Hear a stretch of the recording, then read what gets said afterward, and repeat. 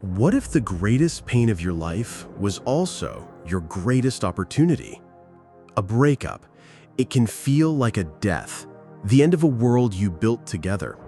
And in that chaos, our first instinct is to stop the pain, to do anything to feel normal again. But what if we told you that the very things you're doing to feel better are actually the worst things you could possibly do? What if your attempts to heal are just digging the wound deeper? This isn't just our opinion.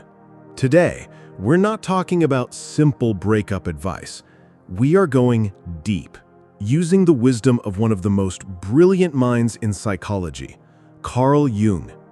Jung believed that life's most painful moments are not punishments, but invitations. Invitations to become who you were always meant to be. So, if you've ever found yourself endlessly scrolling through your ex's social media or jumping into a new relationship too soon, stay with us. Because by the end of this video, you'll not only understand the 3 worst post-breakup mistakes, but you'll see them as signposts leading you back to your most authentic self. Number 1, feeding the shadow, the obsession with the past. Let's start with the most common and perhaps the most destructive mistake, the refusal to let go. This isn't just missing them. This is the obsessive checking of their social media, asking mutual friends about them, rereading old messages. It's the creation of a digital ghost. You keep them alive in your mind, replaying every memory, analyzing every word. We do it because it gives us an illusion of control. The future is terrifyingly empty, but the past is known. We cling to it. Carl Jung had a powerful concept for this. He would say that you're not just clinging to the past, you're feeding your shadow. The shadow is everything we repress about ourselves, our deepest insecurities, our fear of being alone, our feelings of unworthiness. When we obsess over an ex, we are avoiding looking at our own shadow. It's easier to focus on their life than it is to face the darkness and emptiness inside ourselves. Jung famously said, "One does not become enlightened by imagining figures of light, but by making the darkness conscious." That quote is everything. You won't heal by imagining a happy reunion.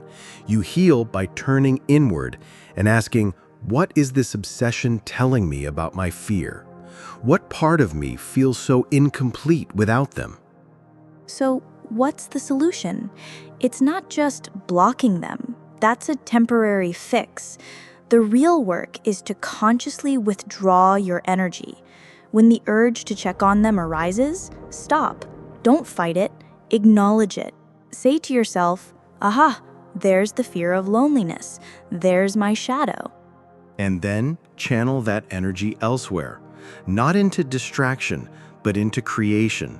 Write, paint, learn an instrument, start that project you've been putting off. You are literally taking the energy you were giving to a ghost and using it to build your new self. You make the darkness conscious, and in doing so, you reclaim your power. Number 2, the empty replacement, the rebound relationship. This leads us perfectly to the second worst thing to do, the rebound. Jumping into a new relationship before the emotional dust from the last one has even settled. It feels so tempting, doesn't it? A new person's attention is like a balm on a fresh wound. It distracts you from the pain and proves that you're still desirable. But Jung would see this as a profound act of self-betrayal. To understand why, we need to talk about Jung's idea of the Anima and Animus. The Anima is the unconscious feminine side of a man, and the Animus is the unconscious masculine side of a woman. Jung believed that when we fall in love, we often project this idealized inner figure onto our partner. They become the screen for our inner movie. A breakup violently shatters that projection. The screen goes blank, and it's terrifying. The rebound relationship is a desperate attempt to find a new person, any person, to project that same movie onto, so we don't have to deal with the blank screen. We're not seeing the new person for who they are. We're using them as a human bandage. Jung's entire life's work was centered on the process of individuation, the journey of becoming a whole, integrated individual. This requires withdrawing our projections from others and owning them ourselves. The pain of a breakup is a golden opportunity to do this, to ask, what qualities was I projecting onto my ex? How can I develop those qualities within myself? Rushing into a rebound is actively running away from that process. You're skipping the most important chapter of your own story. Jung said, "The meeting of two personalities is like the contact of two chemical substances. If there is any reaction, both are transformed." Think about that. If you are an unstable, volatile substance because you haven't healed, any reaction you create will be explosive or toxic. The solution is to embrace solitude, not loneliness, but solitude, the intentional act of being with yourself. Date yourself, learn what you love, find comfort in your own company. When you can be a whole, stable chemical substance on your own, you can then enter a new relationship not out of neediness, but out of a desire to share your wholeness. Number 3, the tyranny of blame. It's all their fault or all mine. The final mistake is a mental one, but it's the foundation for all the others. It's the blame game.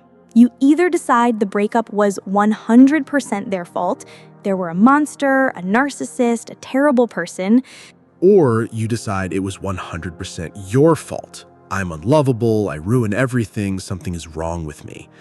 Both are two sides of the same coin. Both are a lie. It's a lie because relationships are complex systems. They are co-created. Assigning total blame to one person is a defense mechanism. It simplifies a painful, messy reality into a simple story of good guy versus bad guy. It gives us a villain to hate or a reason to punish ourselves. From a Jungian perspective, this is a failure to integrate the experience. The relationship, for all its flaws, held parts of you. Your hopes, your vulnerabilities, your patterns. When you just blame, you throw away the entire experience without learning from it. You essentially refuse to pick up the pieces of yourself that are scattered on the floor. You have to look at your own brushstrokes in the painting of the relationship. Acknowledging your part isn't about self-flagellation, it's about empowerment. When you see your patterns, maybe you have a fear of intimacy or you're a people pleaser, you can actually do something about them. The solution here is radical acceptance and objective reflection. Acceptance that the relationship is over. Acceptance that it was a complex situation with shared responsibility. And then reflection. Get a journal. Ask the hard questions. What was my role? What did this relationship teach me about my needs? What were the red flags I ignored? This is how you transform pain into wisdom. You stop being a victim of your past and become a student of it. As Jung put it so beautifully, I am not what happened to me, I am what I choose to become. That choice begins when you stop pointing fingers outward or inward and start looking at the whole picture. So let's bring it all together. The worst things to do after a breakup aren't just mistakes. They are symptoms of a deeper avoidance. 1. Obsessing over the past is avoiding your own shadow. 2. Jumping into a rebound is avoiding your own wholeness. 3. Blaming everyone is avoiding your own lessons. The breakup didn't break you. It broke the illusions you held. And now you have a choice. You can try to glue those illusions back together, or you can build something real and true in their place. This is the heart of Jung's philosophy. In ancient alchemy, the goal was to turn lead into gold. Jung saw this as a metaphor for psychology. The lead is our pain, our trauma, our shadow. The gold is our integrated, authentic self, our individuation. A breakup is a huge piece of lead. It's heavy and dark, but it contains all the raw material you need to create your gold. Don't run from the pain, don't cover it up, don't blame it on someone else. Sit with it, listen to it. It is your greatest teacher. We'll leave you with one final thought from Jung. There is no coming to consciousness without pain. The pain is not the end of the story. It's the beginning. The work is hard, but the reward is nothing less than yourself. Thank you for joining us on this deep dive. If this resonated with you, please subscribe for more content that goes beyond the surface. And share in the comments, what's one piece of wisdom that has helped you heal? Take care of yourselves. We'll see you next time.